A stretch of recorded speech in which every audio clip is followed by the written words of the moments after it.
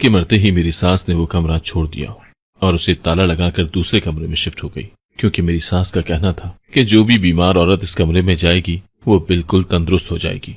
मैं बहुत सी औरतों को उस कमरे में जाते देखती थी जो वापसी पर सास की हथेली पर नोटों की गड्डियां रख जाती थी, मगर मेरा शौहर और सास हमेशा मुझे सख्ती से मना करते कि उस कमरे में ना जाना, क्योंकि मेरी कमर में दर्द रहता था हर वक्त और मैं भी उस कमरे में जाना चाहती थी। एक रोज मैके का बहाना बनाकर मैं चली गई और कुछ ही देर बाद बुर्का ओढ़कर आई तो सास समझ न सकी और मुझे उस कमरे में बिठाकर चली गई। 5 मिनट ही गुजरे थे कि रूह रस गई जब मुझे। मेरा नाम सना है। मैं 5 बहनों में सबसे बड़ी थी। मेरे पीछे लड़कियों की लाइन लगी हुई थी, इसीलिए मेरे वालिदैन ने बहुत कम उम्र में ही मेरी शादी कर दी थी। अल्लाह के करम से मेरा ससुराल अच्छा निकला था।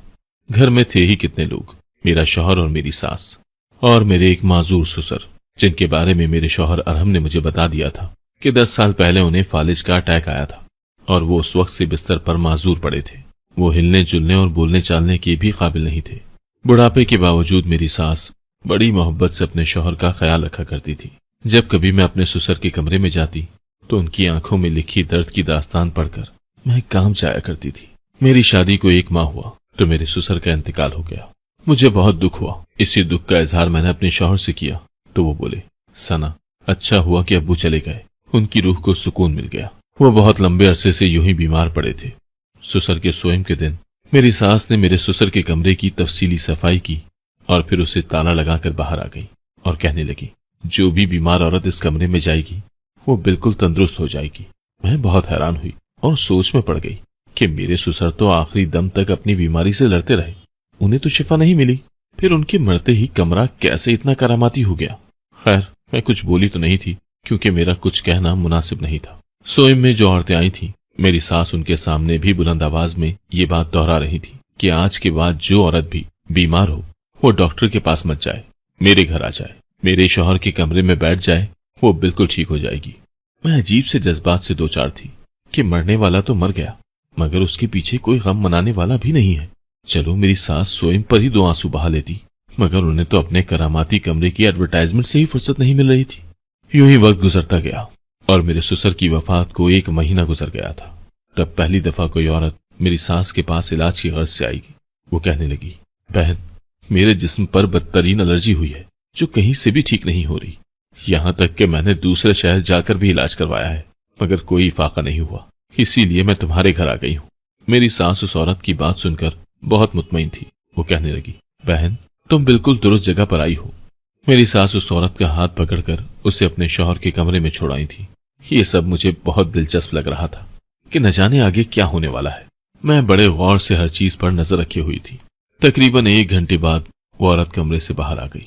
मैं भी जल्दी से उठकर उस औरत के पास खड़ी हो गई जहां मेरी सास खड़ी थी। वो औरत कमरे से बाहर निकली तो बहुत सरशार थी। उसने मेरी सास के हाथों पर नोटों की गड्डी रख दी और बोली, ये आपका हदिया है, क्योंकि इस 1 घंटे में ही बीमारी मुझे मेरे जिस्म से निकलती हुई महसूस हुई है। मैं हैरान रह गई थी। खैर, वो औरत चली गई। तब मैं भागकर अपनी सास के पास आई और बोली, आंटी, ये कैसे हुआ? उस औरत का तो कहना था कि वो ठीक ही नहीं हो रही, तो फिर 1 घंटे में उसकी एलर्जी कहाँ जा सकती है?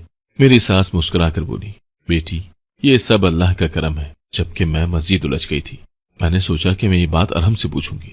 मेरे शौहर बहुत ही अच्छे और जिम्मेदार इंसान है, मगर उनमें एक खामी है कि वो लिए दिए रहने वाले हैं। मुझे उनकी कमगोई की आदत से बड़ी खार थी। पूछो उनसे 4 सवाल तो देते वो 1 बात का जवाब थे। मैं बोली, अरहम, अंकल के कमरे से लोगों को शिफा कैसे मिलती है? वो अपने लैपटॉप में बिजी ही कहने लगे, शिफा देने वाली जात अल्लाह की है, इंसान तो बस वसीला बना है। उनकी बात सुनकर मैं एकदम से पुरजोश हो गई थी। मैं बोली, अरहम, अल्लाह ने अंकल को कैसे वसीला बना दिया है? मेरे शौहर बोले, सना, उठो, शाबाश, चाय बना कर ले आओ, मेरे सर में बहुत दर्द है। ये जवाब सुनकर ही मैं समझ गई थी कि अब मजीद मेरी किसी बात का जवाब अरहम देना नहीं चाहते। मैं चाय बनाने किचन में चली आई। तब मेरी नजर ससुर के कमरे पर पड़ी थी।